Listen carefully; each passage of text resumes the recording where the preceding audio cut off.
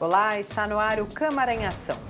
Na próxima meia hora, eu e o comentarista Carlos Maglio trazemos para você as principais discussões que movimentaram o Legislativo paulistano durante a semana. Projetos de autoria do Executivo foram apreciados na sessão plenária da última quarta-feira. Em primeiro turno, foram aprovados 2 projetos, o que institui a Loteria Municipal e o que propõe a medalha Herói Paulistano. O Serviço Público de Loteria Municipal foi aprovado simbolicamente em plenário. O projeto prevê que os recursos arrecadados sejam revertidos para o Fundo Municipal de Desenvolvimento Social e utilizados para reduzir o déficit de cálculos do regime próprio de previdência social. O texto segue para a segunda votação em plenário. A bancada do PSOL se posicionou de forma contrária. É um projeto que já chegou, já está sendo votado em primeira votação, sem nenhuma discussão prévia. É o projeto da jogatina municipal, do cassino municipal. A gente tem, na cidade de São Paulo, inúmeras, centenas, milhares de demandas de políticas públicas que não estão sendo atendidas na cidade de São Paulo. Então, antes de vir uma loteria, um cassino aqui na cidade de São Paulo, que vai retirar dinheiro das pessoas mais pobres que jogam nesses jogos, a gente teria que colocar o dinheiro público, o orçamento da cidade de São Paulo, à disposição da política pública, não da criação de jogos. A legislação que cuida das loterias é uma legislação federal. Mas uma decisão do Supremo Tribunal Federal, recentemente, ampliou para que tanto os estados como os municípios possam gerir a sua própria loteria e esse dinheiro da arrecadação, com a fiscalização, possa ser investido em políticas públicas. Então a gente transforma aquilo que tem da ilegalidade para uma legalidade, é muito claro deixar isso aqui, não só aqui na cidade de São Paulo, mas no país como um todo. Acho que é uma forma também de você colocar isso de forma legal, trazer arrecadação oficial para o município e investir em políticas públicas necessárias para a cidade. A medalha Herói Paulistano também passou em primeira votação. O texto do Executivo sugere um reconhecimento a agentes públicos municipais onde sejam constatados atos de bravura em resgates. O projeto foi aprovado em votação simbólica, com registro contrário da bancada do PSOL. A bancada do PSOL é solidária à crise humanitária, climática que está em vigor, está lá no Rio Grande do Sul. Então, os servidores públicos da segurança pública aqui foram até o Rio Grande do Sul, ajudaram. Isso é uma comoção nacional. A gente também ajudou com doações aqui, a Câmara Municipal e tudo mais. Mas também o projeto não pode se restringir à segurança pública. Nós temos heróis e heroínas aqui na cidade de São Paulo. Eu falo, por exemplo, da professora que está dentro de uma sala de aula com 38 alunos, 4 ou 5 alunos com deficiência, ela sozinha. Essa é uma heroína, assim como é a enfermeira que está na UBS, na ponta, e não tem o remédio. O município vai buscar o remédio na UBS, um medicamento básico, e essa enfermeira, servidora pública, tem que dizer, tem que dialogar com o município, dizendo que uma cidade rica como São Paulo não tem uma aspirina para dar para esse município. Ampliar essa medalha, essa designação, essa homenagem aos servidores públicos. Esse é um projeto extremamente positivo, porque é um projeto de reconhecimento àqueles que saem dos seus lares e vão, sim, ajudar as pessoas com grandes necessidades, que acabam sofrendo pelas tragédias que foram causadas, seja pela questão humana ou seja pela questão do meio ambiente. Na sequência, iniciaram-se as discussões da Lei de Diretrizes Orçamentárias, LDO, que aponta uma prévia do orçamento do município de São Paulo para o ano de 2025. Alguns vereadores iniciaram os debates e fizeram considerações sobre o texto que deve ser votado na próxima semana. A previsão orçamentária para o município de São Paulo é de 119 bilhões de reais. Fala-se de um programa orçamentário menor para poder usar esse dinheiro de forma que não tenha controle social. Então, a gente verificou, por exemplo, o orçamento em relação ao recapeamento, os contratos emergenciais, isso tudo passou sem controle social e muito menos sem licitação, esses contratos emergenciais. A gente tem uma receita crescendo, o investimento diminuindo nessa LDO e o que a gente quer não é só a receita crescendo. Isso não é um banco, a prefeitura não é um banco, a gente quer a receita crescendo e o investimento crescendo, porque a gente precisa resolver os grandes problemas da cidade de São Paulo, de moradia, de mobilidade, de saúde, de educação. Nós queremos fazer grandes obras, grandes programas, ter grandes marcas para a cidade de São Paulo. 2 emendas que eu incluí, né, nessa LDO e que passaram agora, são 2 emendas fundamentais, 5% para assistência social, que é fundamental, e também a garantia de que essa LDO seja sensível a questões de gênero e raça, para que a gente possa olhar para essas políticas de orçamento e ter a mulher dentro do orçamento, as pessoas negras dentro do orçamento, para a gente combater essas desigualdades sociais. O prefeito Ricardo Nunes mandou para casa um projeto, uma LDO, um PLDO, um projeto de lei de diretriz orçamentária muito robusto e muito voltado ao pensamento de levar a receita do município para quem mais precisa, que é a população mais negra, a população mais periférica, levando para as mulheres, enfim, priorizando a habitação e também priorizando aí também o viário do município de São Paulo. Eu considero esse projeto um projeto muito bem desenhado e muito bem equilibrado. Em relação às emendas dos vereadores, nós conseguimos contemplar diversas, e talvez batemos um recorde aí de contemplação de emendas de vereadores, tanto da direita quanto da esquerda, mas sempre pensando no bem-estar do município de São Paulo, que é o que merece atenção, que é o que merece o retorno dos impostos nessa lei de diretrizes orçamentárias. Olá, Amálio, como sempre é um prazer ter sua companhia aqui no programa. Privilégio, Carol, estar com você, estar com os nossos telespectadores. Amálio, a gente viu aí que foram aprovados 2 projetos do Executivo em primeiro turno, que ainda vai ter mais discussão, né, até chegar num consenso, e o início da discussão em segundo turno da Lei de Diretrizes Orçamentárias. Essa que é uma lei importantíssima porque ela traça as metas para o orçamento que será votado no final do ano e a discussão, evidentemente, do orçamento no segundo semestre. Então, houve o início. É necessário, dentro do regimento interno da Câmara, algumas horas de discussão entre os vereadores, né? A oposição e a situação, enfim, discutindo o que será melhor para que as metas do orçamento do ano que vem sejam estabelecidas e o projeto seja votado em segunda votação. Já foi votado em primeira. Então, isso ainda vai ficar um pouquinho mais, discussões virão. Outras questões importantes, a gente viu aí projetos importantes sendo aprovados, o projeto que dá a medalha, né, do herói paulistano, que eu acho justo, porque eu, como repórter, trabalhei muito acompanhando resgates de graves acidentes. E não só do Corpo de Bombeiros, na época, Tenente Palumbo, que hoje é o vereador, né? Vereador Palumbo, Major Palumbo. Na época, ele era tenente, ele era o assessor de imprensa do Corpo de Bombeiros, direcionava toda a imprensa, né? O Dema conhecia muito isso, o Dema que está aqui no nosso estúdio também com a gente. Então, é muito importante você valorizar essas pessoas. Do Corpo de Bombeiros, do SAMU. E uma outra coisa que o vereador Celso Gianazzi falou, quanto mais você puder homenagear aquelas pessoas que fazem diferença, é importante. Eu me lembro da enfermeira que me aplicou a primeira vacina contra a Covid, que foi lá no Clube A Hebraica, ela era uma servidora municipal que estava em serviço lá.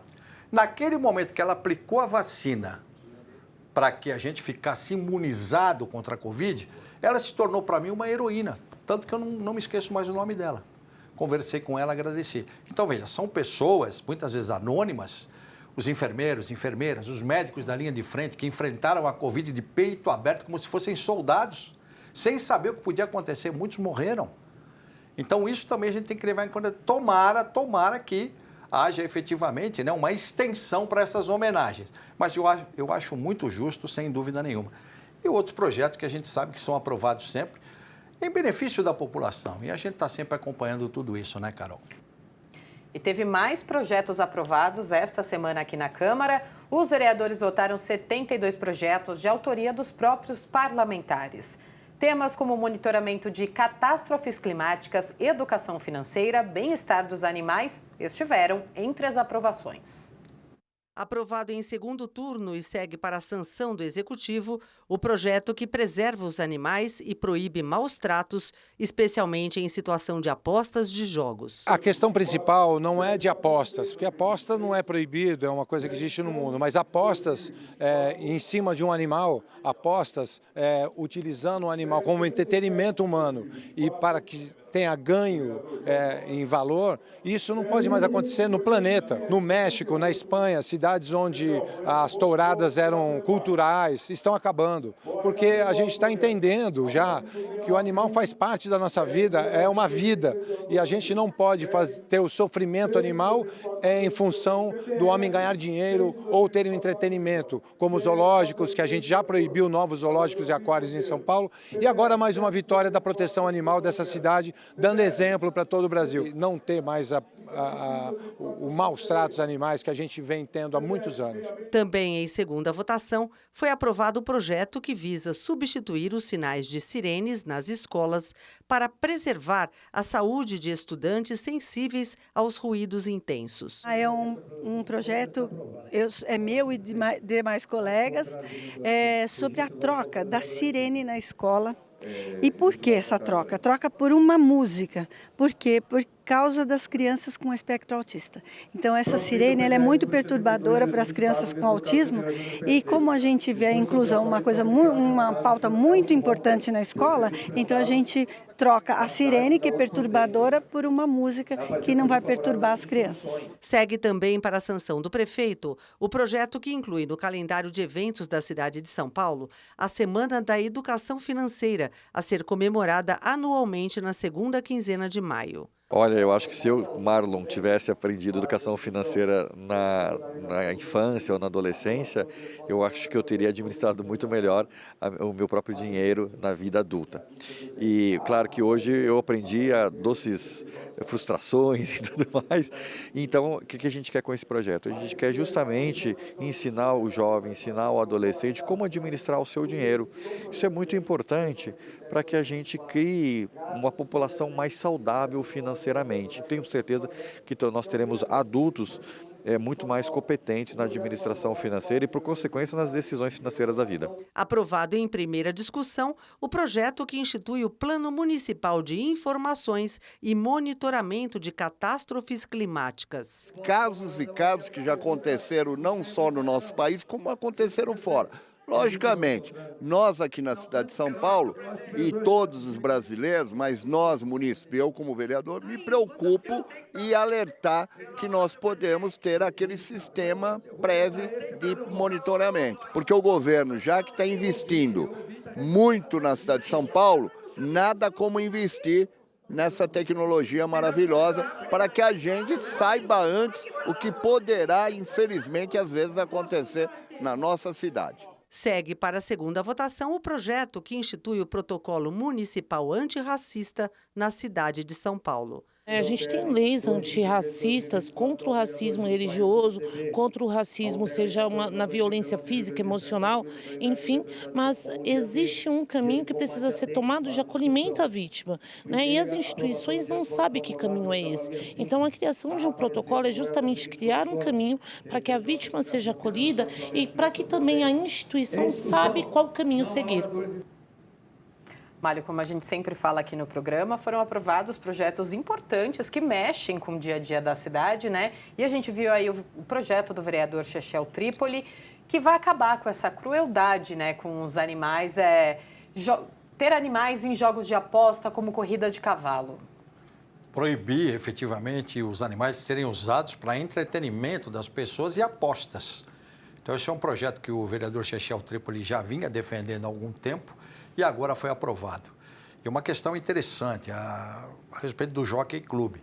O Jockey Club está lá naquela área que pega da Ponte Eusébio Matoso até a Ponte Cidade Jardim, um terreno de 600 mil metros quadrados, desde 1941, quando foi lá inaugurado pelo então prefeito Fábio Prado. Muita gente chamava o Jockey Club ali, que fica na Avenida Linneu de Paula Machado, de Prado. Ah, vamos lá no Prado, porque o prefeito era presidente do Jockey Club quando aquilo foi construído. Chamava-se Fábio Prado. O que acontece? O Jockey Club, ele teve uma série de problemas relacionados com dívidas com a prefeitura. Há uma dívida de IPTU que está ultrapassando 800 milhões de reais. Já houve anteriormente, num outro empreendimento pertencente ao Jockey Club, ali na divisa entre São Paulo e Taboão da Serra, chamada Chácara do Jockey, que já virou parque, por causa de todas essas questões. Então, é importante lembrar que a Prefeitura de São Paulo está exercendo esse direito, de uma certa forma, de agora, aproveitando a lei que proíbe efetivamente o uso de animais para entretenimento e para apostas, a Prefeitura vai usar, então, a prerrogativa de que lá deve virar um parque municipal. O prefeito já disse que vai sancionar o projeto. Assim que o projeto for sancionado, evidentemente, ele é regulamentado e passa efetivamente a valer o que a Prefeitura determinar a partir dali. Se transformar num parque público, nesta área de 600 mil metros quadrados, também é importante. A população de São Paulo precisa, claro, dos parques públicos. Então, essa é a decisão que foi tomada, em princípio, o projeto aprovado em segunda, vai à sanção do prefeito, que já disse que vai sancionar. Anteriormente, só para você ter uma ideia, existia lá na Moca o Jockey Club, antes de 1941. E deixou de existir lá porque foi construído nesta área que eu me referi agora. E, inclusive, na Moca, para quem não sabe, existe lá a Rua do Hipódromo. Quando você passa na Moca, tem lá a Rua do Hipódromo. É por isso, porque antigamente era lá o Jockey Club. Agora, uma coisa que a gente tem que parar aqui e pensar um pouquinho. Sempre eu e a Carol estamos aqui e eu digo para você, preste atenção no poder legislativo da sua cidade. Vocês viram quantos projetos foram aprovados? Projetos importantes, de interesse, inclusive com previsão de catástrofes que podem acontecer. Nós estamos vivendo isso. Você vê uns secura danada, calor em pleno inverno, daqui a pouco aquela tempestade. Então, tudo isso é importante a gente ter. E, claro, a gente está sempre aqui acompanhando, né, Carol? Com certeza. Olha, a gente vai para um rápido intervalo e no próximo bloco você confere como foi a aprovação do relatório final da CPI dos furtos de fios e cabos. Fique com a gente, o Câmara em Ação volta em instantes.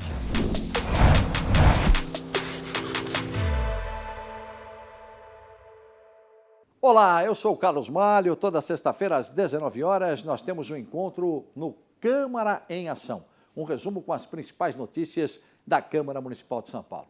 Mas você pode acessar nossa playlist no YouTube. É só você apontar o QR Code do seu celular e se inscrever. Rede Câmara, sua conexão com a política da cidade.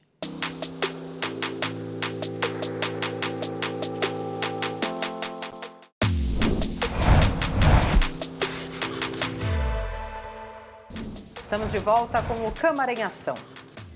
Relatório final da CPI dos furtos de fios e cabos é aprovado com 35 medidas contra o comércio ilegal de fios furtados. Por unanimidade, a CPI dos furtos de fios e cabos da Câmara Municipal de São Paulo aprovou, nesta quinta-feira, o relatório final das investigações, com 35 medidas a serem adotadas para lidar com o comércio ilegal de fios furtados na capital, principalmente cobre furtado de postes, e aprimorar a legislação para coibir o crime, que tem causado apagões de energia e internet em várias regiões da capital paulista. As 35 medidas englobam ações nas esferas municipal, estadual e federal e versam sobre critérios mais rigorosos de controle e certificação para a cadeia de produção de produtos de cobre, conscientização de risco do uso de materiais de baixa qualidade e incentivo a práticas comerciais mais éticas e transparentes, endurecimento em âmbito federal do tratamento aos que praticam furtos de fios e cabos e ação coordenada e integrada entre governo, setor privado e sociedade civil. Um projeto de lei de regulação dos comércios de sucatas de fios e cobres na cidade de São Paulo e a elaboração de um MEI catador, cadastrando todos os catadores e recicladores, também fazem parte das medidas. Nós temos que ter controle sobre esse problema. E uma outra medida que eu falo sobre o olhar social é com relação aos catadores. Os catadores fazem um trabalho fundamental como agentes ambientais, são pessoas muito modestas com suas carroças. Mas por que a gente não criar um microempreendedor do catador? Colocar um uniforme nele, colocar um chapéu para que ele se proteja do sol, para que ele tenha o nome dele, para que a gente tenha a origem desse material que ele vem trazendo. O que nós temos que trazer é para a formalidade e principalmente melhorar a vida das pessoas. O relatório foi excepcional. Eu acho que o Coronel Salles, eu acho que ele descreveu com minudência todas as questões que nós tivemos e que nós apontamos. Uma das questões diz respeito a um controle maior da prefeitura com relação aos ferros velhos. É importante nós acompanharmos de fato e fecharmos aqueles ferros velhos que descumprirem essas normas e principalmente que possam comprar esses cobres que são furtados. Os integrantes da CPI dos cabos e fios também avaliaram os trabalhos e destacaram o legado positivo da comissão para a cidade de São Paulo. Há um saldo positivo de colocar na agenda da cidade a necessidade de ter esse controle sobre esse comércio.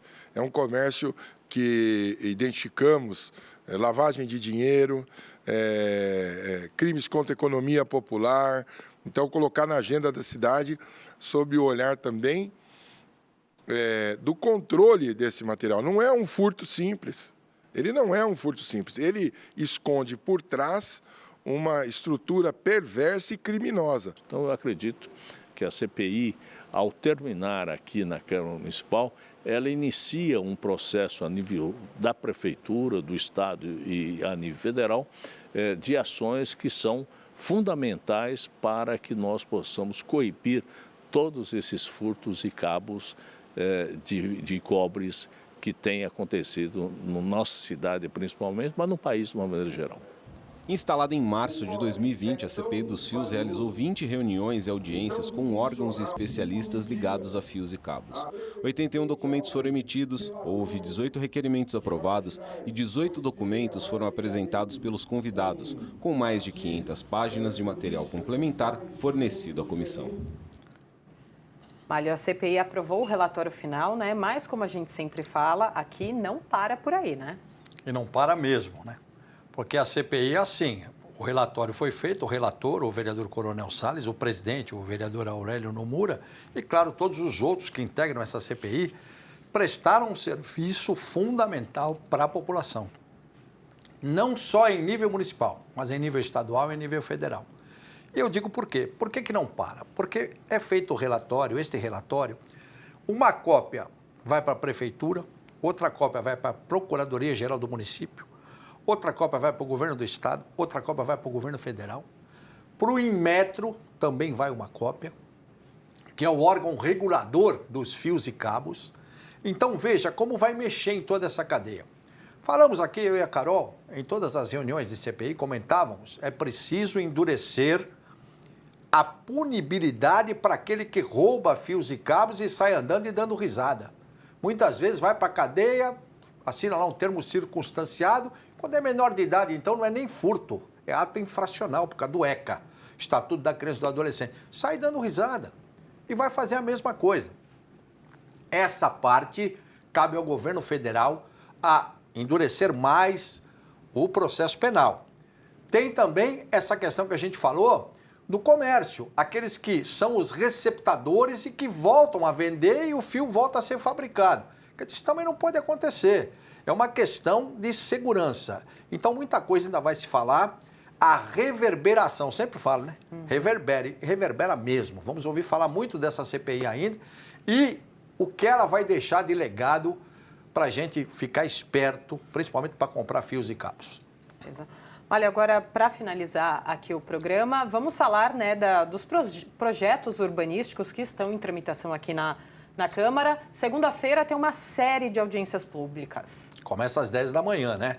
Audiência pública que vai tratar do ajuste da revisão do zoneamento, que já foi aprovado, mas necessita de ajustes, a gente sabe disso. Então, essa será às 10 da manhã aqui na Câmara Municipal. Aí, às 11 da manhã, tem a questão da operação urbana consorciada Água Espraiada. Também vai discutir essa questão, que é importante. Depois, ao meio-dia, vai ter o projeto de intervenção urbana Arco Jurubatuba, também audiência pública. Mas não para por aí não, né? Não para não, porque às 14h tem audiência pública do projeto do Pio Setor Central. Logo depois, às 15h, né, Mário? Tem outra audiência pública, mas essa é do projeto para inserir o Complexo Paraisópolis no programa de investimentos da Operação Urbana Faria Lima. E para finalizar, às 16h, tem audiência pública do projeto sobre a criação do Parque Municipal do Bexiga. Olha só, então são audiências públicas que necessitam da sua participação. Você pode comparecer, se não puder vir aqui, não tem problema, você pode, pela internet, comparecer, né, Carol? E pode ainda mandar sua sugestão por formulário digital, né? Sem dúvida, é só você entrar, sãopaulo.sp.leg.br, a voz está meio prejudicada, /audiências públicas.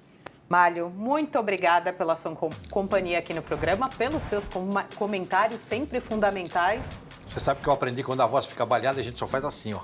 Eu tô igual a você. Obrigado, viu? Obrigado mesmo. E claro, aos nossos telespectadores, sempre aquilo que eu digo e faço questão, mesmo com a voz meio baleada, participe do processo legislativo da sua cidade. É cidadania. Com certeza, esse tempo não está ajudando a gente, né? Até voltou a voz. É, tá vendo? Obrigada. Obrigado você, Carol. E este foi o resumo dos principais assuntos em discussão esta semana aqui na Câmara Municipal. Fique ligado nas notícias da Rede Câmara no portal sãopaulo.sp.leg.br e nas nossas redes sociais. Obrigada pela companhia. Rede Câmara São Paulo, sua conexão com a política da cidade.